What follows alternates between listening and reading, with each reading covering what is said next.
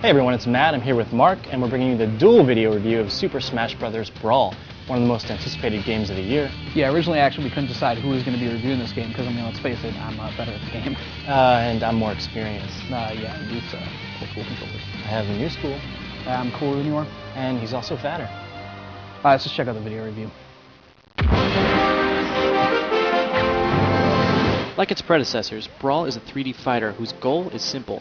You take to a 3D battlefield and you try to smash your opponents off the screen.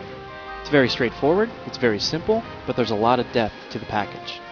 If we're just going by the numbers, this is a much beefier game all around, going from 12 characters in the original Smash Bros. To 26 in Melee, and now 35 here in Brawl, and not to mention more than 40 stages. Obviously, the huge draw with any fighter is the new characters that are in there. So you've got Pit, Sonic, Meta Knight, guys like Solid Snake, Diddy Kong, Ike, and then the trio of Fox, Falco, and Wolf. Some of these characters are really cool, such as Sonic is great. He's really fast, really interesting. Other characters are kind of like Ike, where he's basically a stand-in for Roy in the old game with some new moves. And then you've got things like Fox, Wolf, and Falco, where they're pretty much identical characters, identical smashes, and basically a model swap. Now this is a Wii game, but you don't have to play with the Wii Remote. You can also play with the Wavebird, the GameCube controller, the Classic controller, a Wii Remote, or the Wii Remote and Nunchuck. They've basically created every option on demand for you. Somewhere in there you're going to find your playstyle. You know, another thing I really like about it, though, is the ability to just customize what every button does. So even if I want to use the GameCube controller and change up which buttons do specials, which buttons do smashes, I can do that. So amongst all the different options, there's definitely a way for everyone to control this game. If you played a lot of Melee, what you're immediately going to notice with Brawl is that while there's much more to it, there's a lot more content overall, everything pretty much feels the same. It's using the same formula, the same fight mechanics, and a lot of the same characters and stages you've seen before. That said, there is a lot of depth to this game, and it all starts with the Subspace Emissary, the single-player mode. Yeah, if you want to, there's always the classic mode where you just go stage to stage, but Subspace Emissary is really where it's at. You've got all the presentation value in there with tons of CG cutscenes, and they've added things like the trophy system again, and also stickers, which you actually stick to your guy while you're playing the game, and it upgrades your character as you play through it. It's really more of a story mode mixed with the actual combat that you find in Brawl. With that said, it did take just about 8 hours to get through the entire Subspace Emissary, so it isn't the longest mode, but as an extension to the core gameplay, it's still pretty good. I have to tell you though, man, I really found this to be the weakest point of the game. It just felt repetitive to me and forced, and just not nearly as polished as the multiplayer stuff. Oh, absolutely. As an extra, it's really cool, but definitely don't buy this game for this package. It's not like as deep as an RPG would be. So a very shallow but fun stage editor which lets you upload your created stages to WiiConnect 24, and if you're lucky, Nintendo will select those and distribute them to everybody across the network. Yeah, there are also extra modes, including event battles and challenges and things like that. The nice thing about it is everything, including the Subspace Emissary, is all co-op. So if you do want to have a friend come in and play, it's open game. Single player is good and fine, but I think the majority of us would be playing Brawl for its multiplayer mode, which is tighter, more balanced, and faster than it ever has been before.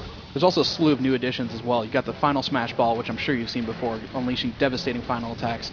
You've got tweaked movesets, which kind of add like a little bit more harmony to all the characters, more balance overall. Then there's things like mid-air dodge, which have been added, as well as a wall climbing and wall grabbing. And they've actually removed wave dashing, which is probably a pretty good thing considering you'd be playing online with a lot of casual players. What it really boils down to is that yes, it does feel like Smash Bros. Before it, but it feels like a great version of it, and plainly, simply, it's addictive. You're going to keep playing this game for months to come, and in fact, years to come.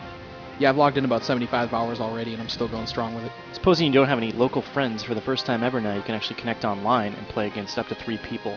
And the multiplayer mode in our test has been pretty seamless, especially if you're playing with friends.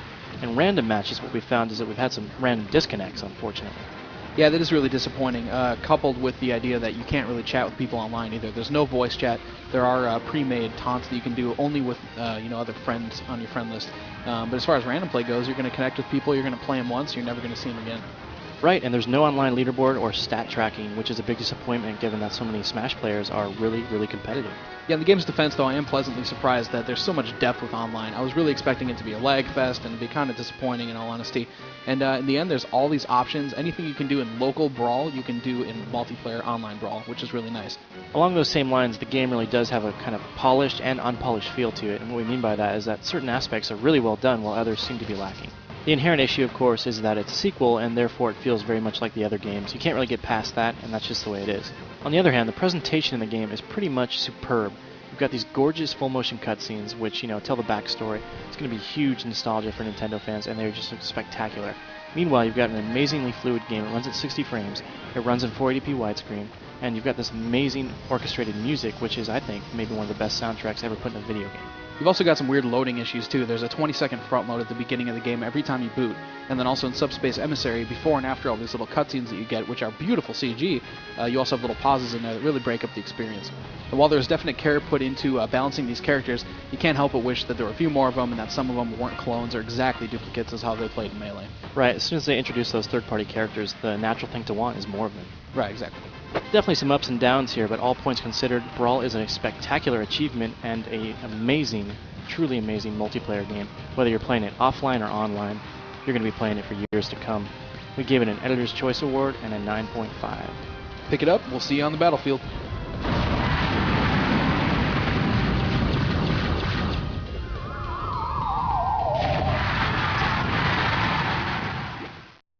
Too dang lazy and your hair looks stupid. Well, you smell like Funyuns and your underwear sticks to the chair. Anyway, we both agree the game is amazing and it's a must-have for anyone who wants a Wii. Right. Check out the full written review at IGN.com.